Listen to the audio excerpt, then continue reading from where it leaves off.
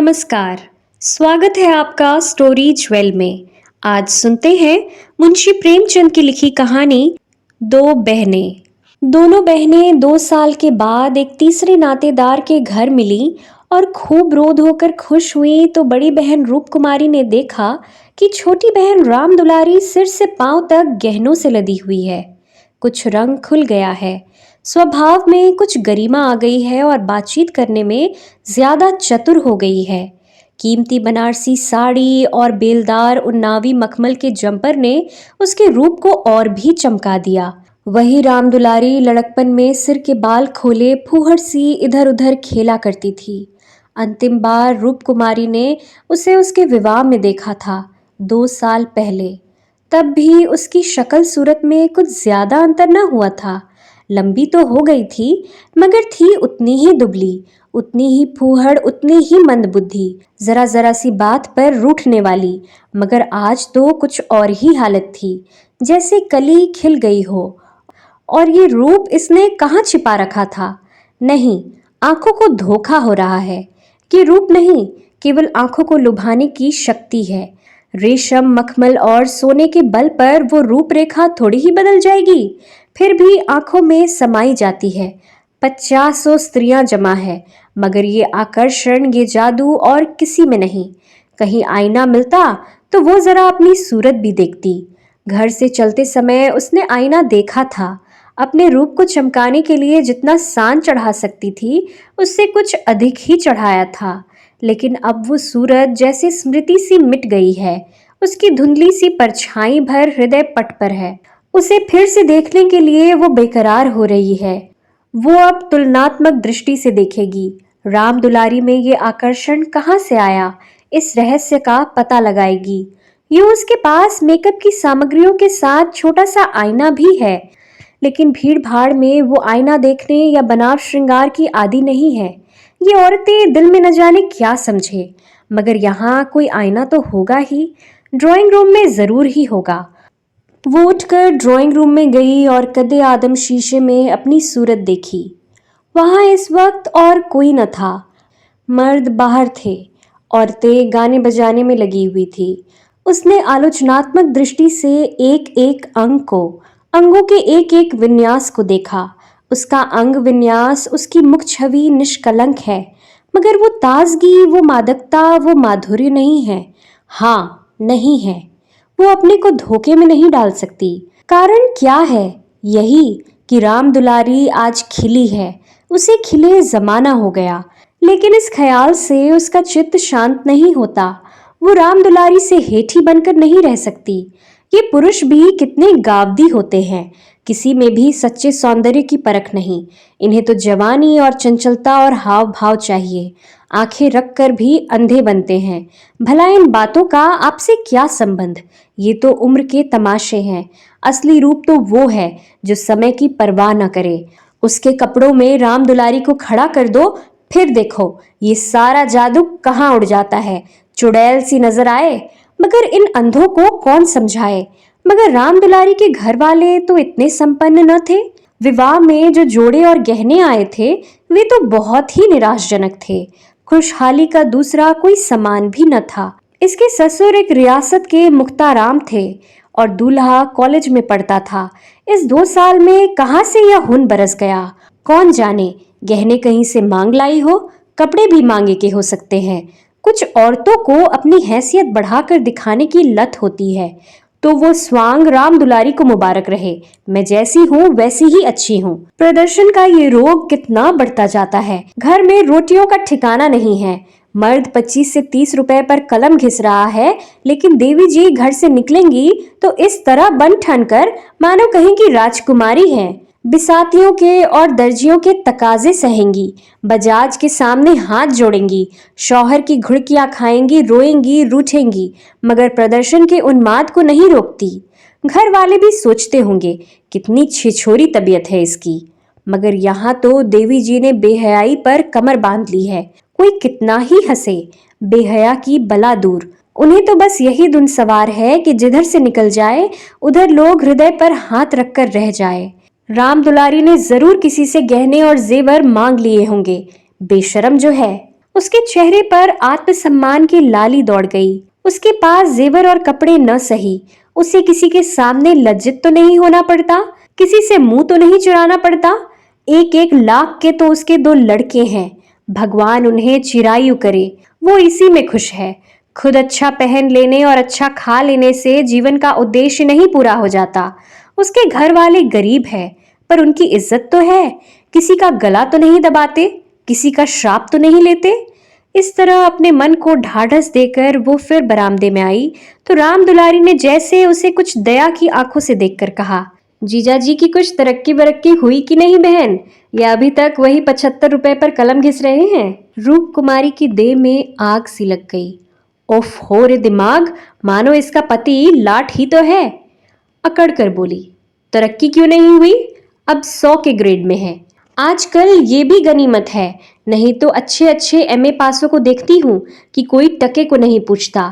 तेरा शौहर तो अब बीए में होगा? राम दुलारी ने नाक सिकोड़कर कहा, उन्होंने तो पढ़ना छोड़ दिया है बहन, पढ़कर औकात खराब करना था। और क्या, एक कंपनी के एजेंट हो गए हैं। अब 250 रुपए माहवार पाते हैं, कमीशन ऊपर से। 500 रुपए रोज सफर खर्च के भी मिलते हैं। ये समझ लो कि 500 का औसत पड़ जाता है। 150 माहवार तो उनका निज खर्च है बहन। ऊंचे ओहदे के लिए अच्छी हैसियत भी तो चाहिए। 350 बेदाग घर दे देते हैं, उसमें से 100 रुपए मुझे मिलते हैं। 250 में घर का खर्च खुशफैली से चल जाता है। एमए पास करके क्या करते?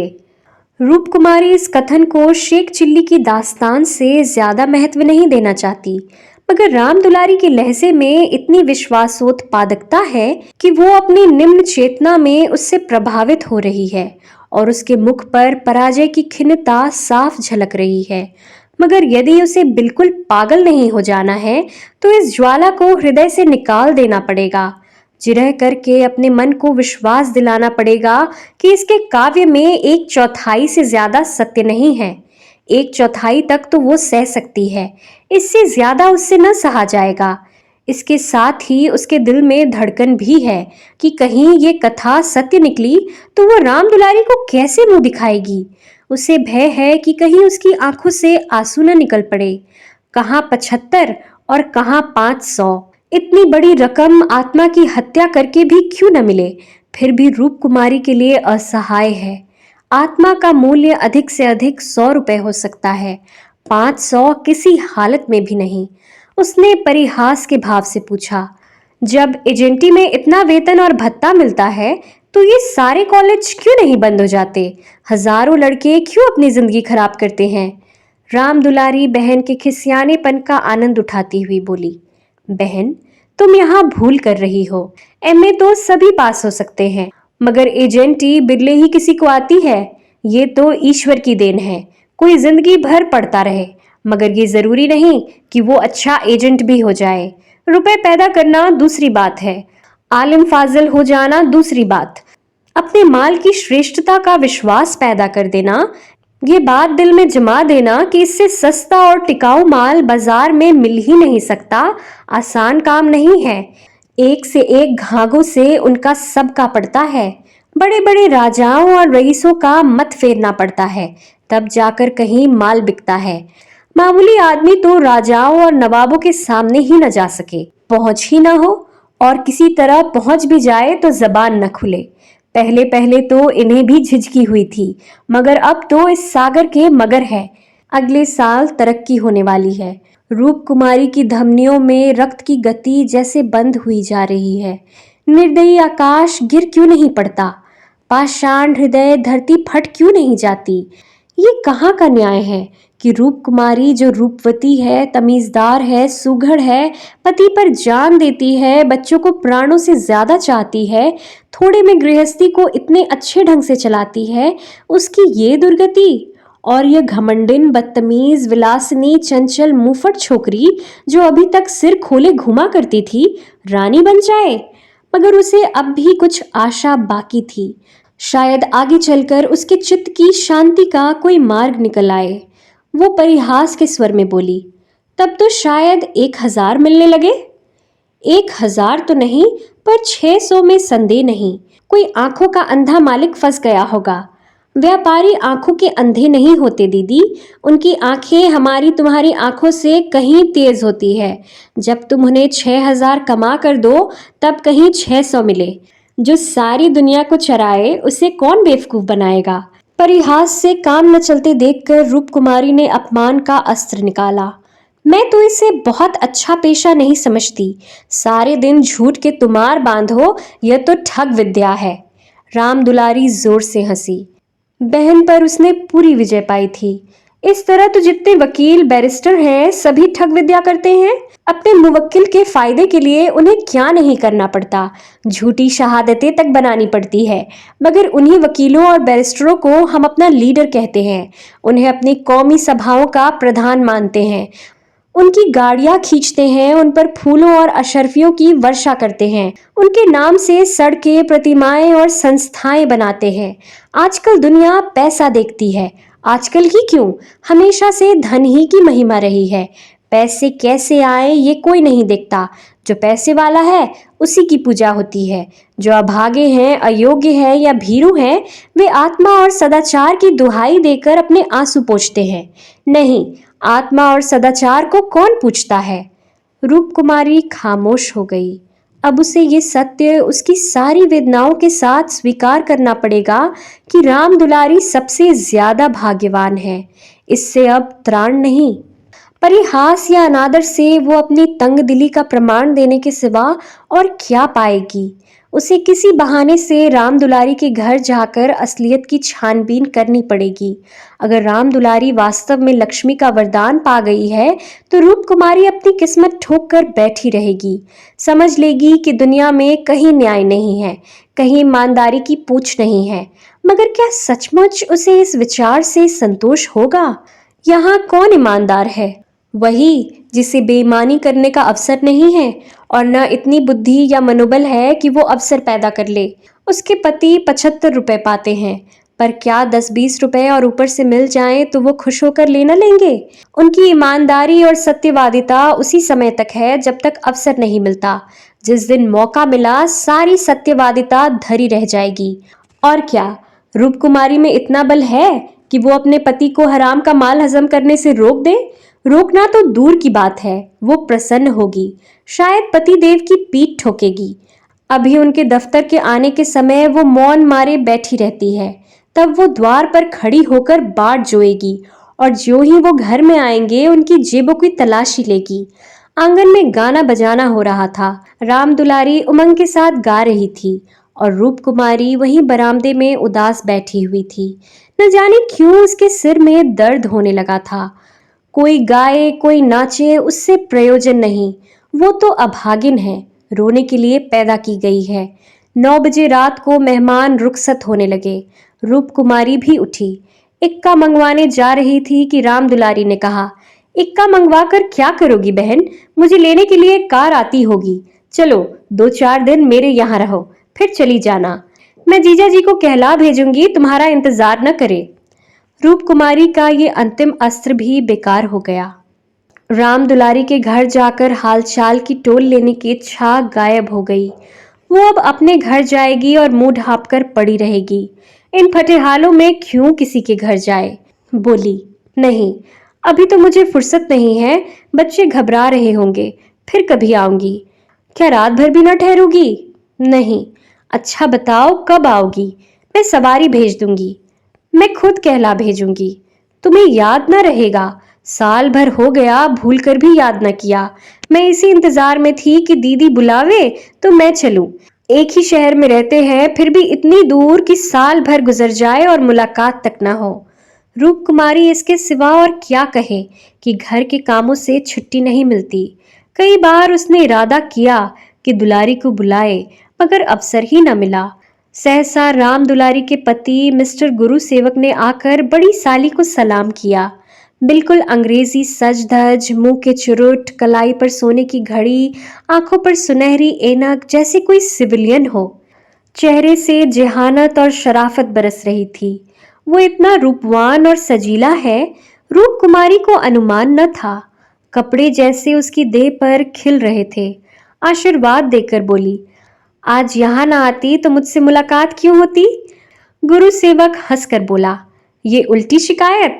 क्यों ना हो, कभी आपने बुलाया और मैं ना गया? मैं नहीं जानती थी कि तुम अपने को मेहमान समझते हो, वो भी तो तुम्हारा ही घर है। राम दुलारी देख रही थी कि मन में उससे ईर्ष्या रखते हुए भी वो कितनी मधुरवाणी, कितनी स्निग्ध, कितनी अनुग्रह प्रार्थनी होती जा रही है। गुरु सेवक ने उदार मन से कहा, हाँ, अब मान गया भाभी साहब, बेशक मेरी गलती है। इस दृष्टि से मैंने विचार ही नहीं किया था, मगर आज तो मेरे घर रहिए। नहीं, आज बिल्कुल अवकाश नहीं है, फिर कभी आऊंगी। लड़के घबरा रहे होंगे। राम दुलारी बोली, मैं इतना कह के हार गई, मानती ही नहीं। दोनों बहनें कार की पिछली सीट पर बैठी। गुरु सेवक ड्राइव करता हुआ चला। जरा देर में उसका मकान आ गया। राम दुलारी ने फिर बहन से उतरने के लिए आग्रह किया, पर वो न मानी। लड़के घबरा रहे होंगे। आखिर राम दुलारी उससे गले मिलकर अंदर चली गई। गुरु सेवक ने कार बढ़ाई। रूप कुमारी ने उड़ती हुई निगाह से राम दुलारी का मकान देखा और वो ठोस सत्य एक शलाका की भांति उसके कलेजे में चुभ गया। कुछ दूर जाकर गुरु सेवक बोला, भाभी, मैंने तो अपने लिए अच्छा रास्ता निकाल लिया है। अगर 2-4 साल इसी तरह काम करता रहा तो आदमी बन जाऊं। रूप कुमारी ने सहानुभूति के साथ कहा, राम दुलारी ने मुझसे बताया था, भगवान करे जहां रहो खुश रहो, मगर जरा हाथ पैर संभाल के रहना। मैं मालिक की आंख बचाकर एक पैसा भी लेना पाप समझता हूँ भाभी। दौलत का मजा तो तभी है कि ईमान सलामत रहे। ईमान खोकर पैसे मिले तो क्या?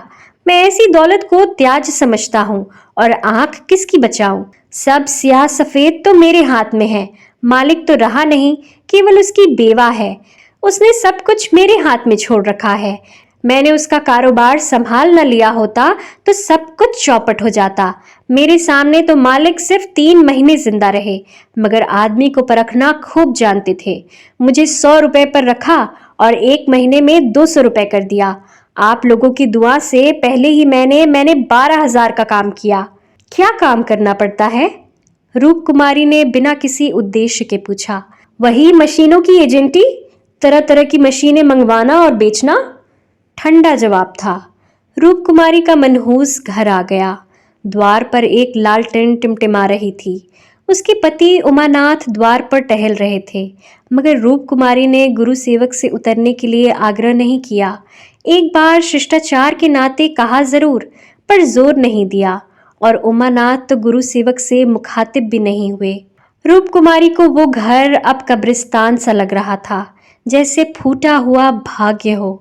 न कहीं फर्श, न फर्नीचर, न गमले। 2-4 टूटी टाटी तिपाइयाँ, एक लंगड़ी मेज, 4-5 पुरानी पुरानी खाटें, यही उस घर की बिसात थी। आज सुबह तक रूप कुमारी इसी घर में खुश थी, लेकिन अब ये घर उसे काटे जा रहा है। लड़के अम्मा अम्मा करके दौड़े, मगर उसने दोनों को झिड़क दिया। उसके सिर में दर्द है। वो किसी से ना बोलेगी, कोई उसे ना छेड़े। अभी घर में खाना नहीं पका, पकाता कौन? लड़कों ने तो दूध पी लिया, किंतु उमानाथ ने कुछ नहीं खाया। इसी इंतजार में थे कि रूप कुमारी आए तो पकाए, पर रूप कुमारी के सिर में दर्द है। मजबूर होकर बाजार से पूरियां लानी पड़ेंगी। रूप कुमारी ने तिरस्कार के स्वर में कहा, तुम अब तक मेरा इंतजार क्यों करते रहे? मैंने तो खाना पकाने की नौकरी नहीं लिखाई है, और जो रात को वहीं रह जाती। आखिर तुम कोई महराजन क्यों नहीं रख लेते? क्या जिंदगी भर मुझी को पीसते रहोगे? उमानाथ ने उसकी तरफ आहत विस्मय की आंखों से देखा। उसके बिगड़ने का कोई कारण उनकी समझ में न आया। रूप कुमारी से उन्होंने हमेशा निरापद सहयोग पाया है। निरापद ही नहीं, सहानुभूतिपूर्ण भी। उन्होंने कई बार उससे महराजन रख लेने का प्रस्ताव खुद किया था, पर उसने बराबर यही जवाब दिया कि आखिर मैं बैठे बैठे क्या करूंगी? 4-5 रुपए का खर्च बढ़ाने से क्या फायदा? ये पैसे तो बच्चों के मक्खन में खर्च होते हैं। और आज वो इतनी निर्ममता से उलाहना दे रही है जैसे गुस्से में भरी हो। अपनी सफाई देते हुए बोले, महराजन रखने के लिए तो मैंने खुद तुमसे कई बार कहा, तो लाकर रख क्यों नहीं दिया? मैं उसे निकाल देती तो कहते। हाँ, ये गलती हुई। तुमने कभी सच्चे दिल से नहीं कहा। रूप कुमारी ने और भी प्रचंड होकर कहा, तुमने केवल मेरा मन रखने को कहा। मैं ऐसी भोली नहीं हूं कि तुम्हारे मन का रहस्य न समझूं। तुम्हारे दिल में कभी मेरे आराम का विचार आया ही नहीं। तुम तो खुश थे कि अच्छी लौंडी मिल गई, एक रोटी खाती है और चुपचाप पड़ी रहती है, महज खाने और कपड़े पर, ये भी जब घर की जरूरतों से बचे। 75 रुपए लाकर मेरे हाथ पर रख देते हो और सारी दुनिया का खर्च। मेरा दिल ही जानता है मुझे कितनी कातर व्योत करनी पड़ती है, क्या पहनूं क्या ओढ़ूं। तुम्हारे साथ जिंदगी खराब हो गई। संसार में ऐसे मर्द भी हैं जो स्त्री के लिए आसमान के तारे तोड़ लाते हैं। गुरु सेवक को ही देखो, दूर क्यों जाओ। तुमसे कम पढ़ा है, उम्र में तुमसे कहीं कम है, मगर 500 का महीना लाता है और राम दुलारी रानी बनी बैठी रहती है। तुम्हारे लिए 75 रुपए बहुत है, रान मान में ही मग्न। तुम नाहक मर्द हुए, तुम्हें तो औरत होना चाहिए था। औरतों के दिल में कैसे कैसे अरमान होते हैं, मगर मैं तो तुम्हारे लिए घर की मुर्गी का बासी साग हूँ। तुम्हें तो कोई तकलीफ होती नहीं। तुम्हें तो कपड़े भी अच्छे चाहिए, खाना भी अच्छा चाहिए, क्योंकि पुरुष हो, बाहर से कमा कर लाते हो। मैं चाहे जैसे रहूं, तुम्हारी बला से। वाग बाणों का ये सिलसिला कई मिनट तक जारी रहा और उमानाथ चुपचाप सुनते रहे। अपनी जान में उन्होंने रूप कुमारी को शिकायत का कभी मौका नहीं दिया। उनका वेतन कम है, ये सत्य है, पर ये उनकी बस की बात तो नहीं। वे दिल लगाकर अपना काम करते हैं, अफसरों को खुश रखने की सदैव चेष्टा करते हैं। इसी साल बड़े बाबू के छोटे सुपुत्र को 6 महीने तक बिना नागा पढ़ाया, इसलिए कि वो प्रसन्न रहे। अब वो और क्या करे। रूप कुमारी की खफगी का रहस्य वो समझ गए। अगर गुरु सेवक वास्तव में 500 रुपए लाता है तो बेशक वो भाग्य का बली है, लेकिन दूसरों की ऊंची पेशानी देखकर अपना माथा तो नहीं फोड़ा जाता। किसी संयोग से उसे ये अवसर मिल गया, मगर हर किसी को तो ऐसे अवसर नहीं मिलते। वो इसका पता लगाएंगे कि सचमुच उसे 500 ही मिलते हैं या महज डींग है। और मान लिया कि 500 मिलते हैं, तो क्या इससे रूप कुमारी को ये हक है कि वो उनको ताने दे और उन्हें जली कटी सुनाए? अगर इसी तरह वो भी रूप कुमारी से ज्यादा रूपवती और सुशील रमणी को देखकर रूप कुमारी को कोसना शुरू करे तो कैसा हो? रूप कुमारी सुंदरी है, मृदुभाषिणी है, त्यागमयी है, लेकिन उससे बढ़कर सुंदरी, मृदुभाषिणी, त्यागमयी देवियों से दुनिया खाली नहीं है। तो क्या इस कारण वो रूप कुमारी का अनादर करे? एक समय था जब उनकी नजरों में रूप कुमारी से ज्यादा रूपवती रमणी संसार में न थी, लेकिन वो उन्माद कब का शांत हो गया। भावुकता के संसार से वास्तविक जीवन में आए उन्हें एक युग बीत गया। अब तो विवाहित जीवन का उन्हें काफी अनुभव हो गया है। एक को दूसरे के गुण दोष मालूम हो गए हैं। अब तो संतोष ही में उनका जीवन सुखी रह सकता है। मगर रूप कुमारी समझदार होकर भी इतनी मोटी सी बात नहीं समझती। फिर भी उन्हें रूप कुमारी से सहानुभूति ही हुई। वो उदार प्रकृति के आदमी थे और कल्पनाशील भी। उसकी कटु बातों का कुछ जवाब न दिया, शरबत की तरह पी गए। अपनी बहन के ठाठ देखकर एक क्षण के लिए रूप कुमारी के मन में ऐसे निराशाजनक, अन्यायपूर्ण, दुखद भावों का उठना बिल्कुल स्वाभाविक है। रूप कुमारी कोई सन्यासिनी नहीं, विरागिनी नहीं कि हर एक दशा में अविचलित रहे। इस तरह अपने मन को समझाकर उमानाथ ने गुरु सेवक के विषय में तहकीकात करने का संकल्प किया। 1 सप्ताह तक रूप कुमारी मानसिक अशांति की दशा में रही। बात बात पर झुंझलाती, लड़कों को डांटती, पति को कोसती, अपने नसीबों को रोती। घर का काम तो करना ही पड़ता था, लेकिन अब इस काम में उसे आनंद न आता था। बेगार सी टालती थी। घर की जिन पुरानी धुरानी चीजों से उसका आत्मीय संबंध सा हो गया था, जिनकी सफाई और सजावट में वो व्यस्त रहा करती थी, उनकी तरफ अब आंख उठाकर भी न देखती। घर में एक ही खिदमतगार था। उसने जब देखा बहूजी घर की तरफ से खुद ही लापरवाह है, तो उसे क्या गरज थी कि सफाई करता। जो चीज जहां पड़ी थी वहीं पड़ी रहती, कौन उठाकर ठिकाने से रखे। बच्चे माँ से बोलते डरते थे और उमानाथ तो उसके साए से भागते थे। जो कुछ सामने थाली में आ जाता उसे पेट में डाल लेते और दफ्तर चले जाते। दफ्तर से लौटकर दोनों बच्चों को साथ ले लेते और कहीं घूमने निकल जाते। रूप कुमारी से कुछ कहना बारूद से दिया सलाई लगाना था। हाँ, उनकी ये तहकीकात जारी थी। एक दिन उमानाथ दफ्तर से लौटे तो उनके साथ गुरु सेवक भी थे। रूप कुमारी ने आज कई दिनों के बाद परिस्थिति से सहयोग कर लिया था और इस वक्त झाड़न लिए कुर्सियां और तिपाइयां साफ कर रही थी कि गुरु सेवक ने अंदर पहुंचकर सलाम किया। रूप कुमारी दिल में कट गई। उमानाथ पर ऐसा क्रोध आया कि उसका मुंह नोच ले। इन्हें लाकर यहाँ क्यों खड़ा कर दिया? न कहना न सुनना, बस बुला लाए। उसे इस दशा में देखकर गुरु सेवक दिल में क्या कहता होगा, मगर इन्हें अकल आई ही कब थी। वो अपना पर्दा ढांकती फिरती है और आप उसे खोलते फिरते हैं।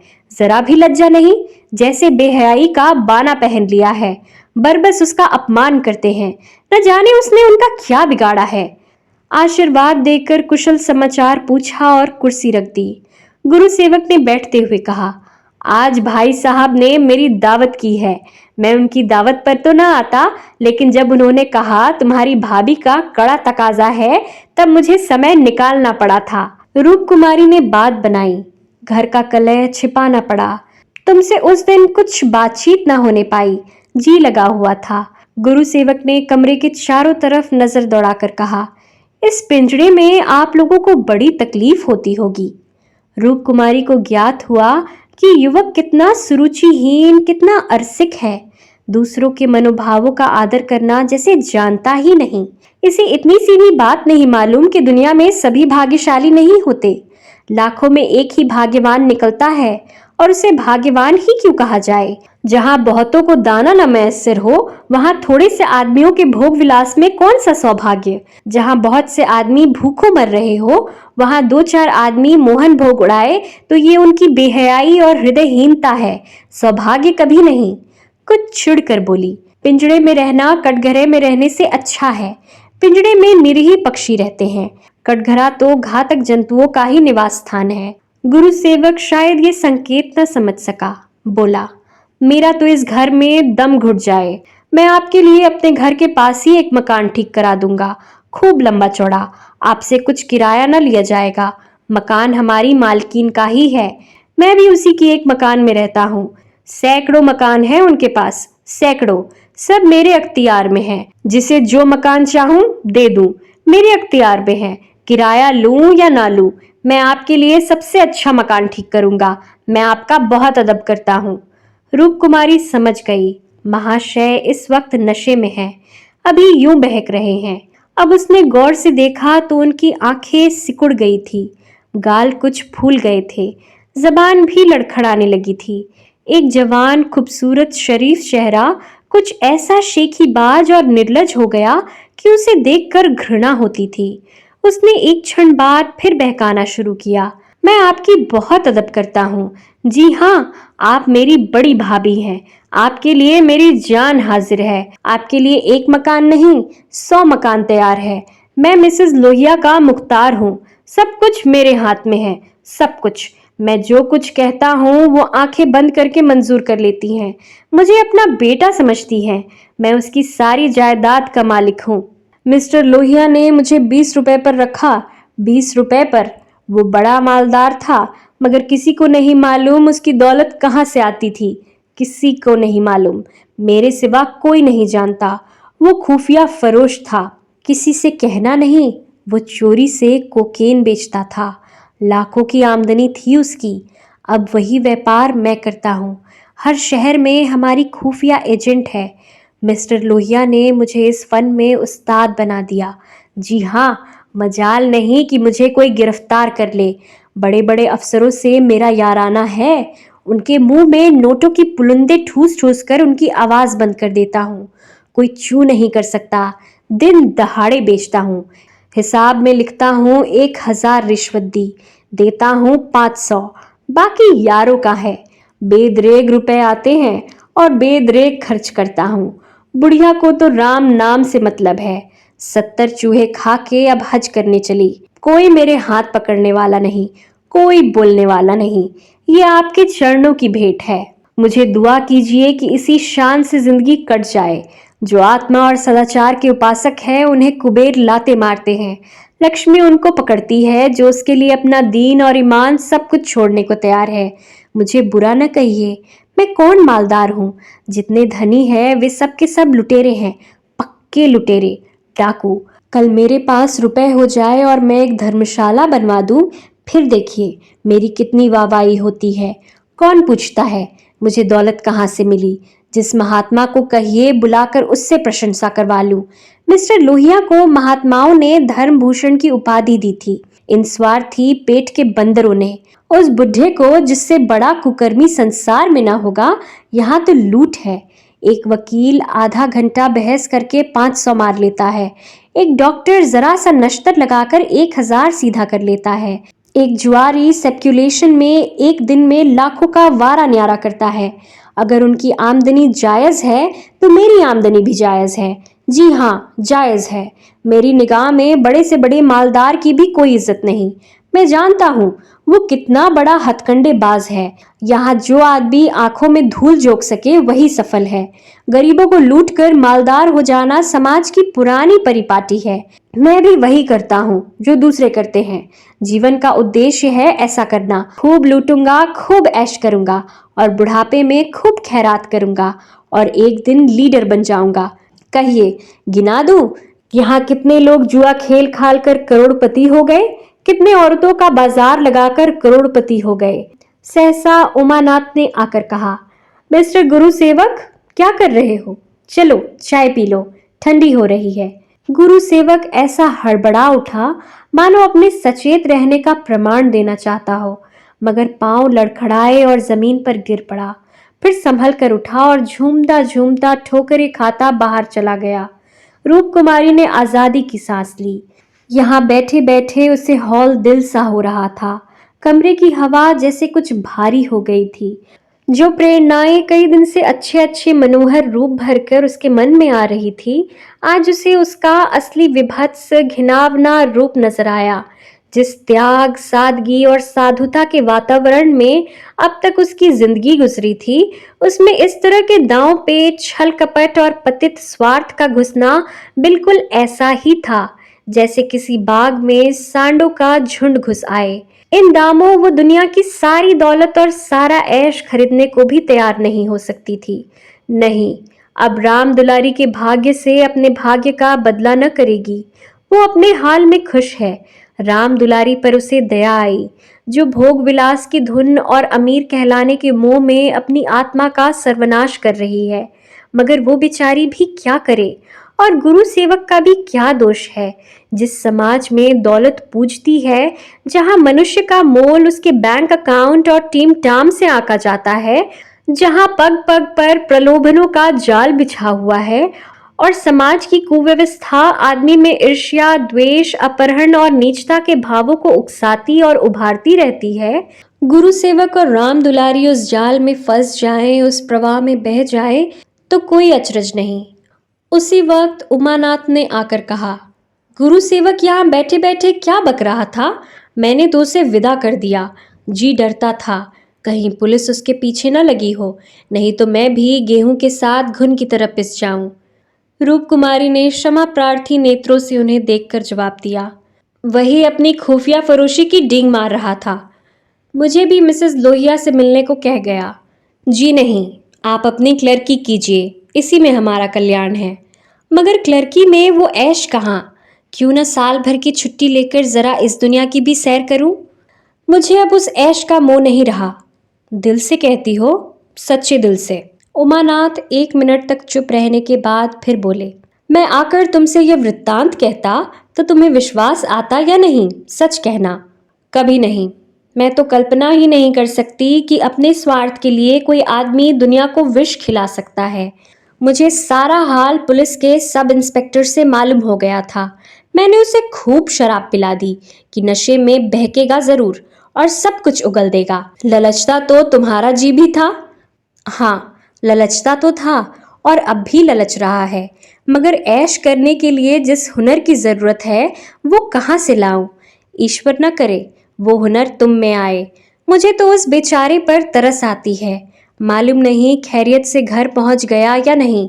उसकी कार थी, कोई चिंता नहीं। रूप कुमारी एक क्षण जमीन की तरफ ताकती रही, फिर बोली, तुम मुझे दुलारी के घर पहुंचा दो। अभी शायद मैं उसकी कुछ मदद कर सकूं। जिस बाग की वो सैर कर रही है, उसके चारों ओर निशाचर घात लगाए बैठे हैं। शायद मैं उसे बचा सकूं। उमानाथ ने देखा उसकी छवि कितनी दया पुलकित हो उठी है। अभी आप सुन रहे थे मुंशी प्रेमचंद की लिखी कहानी दो बहनें।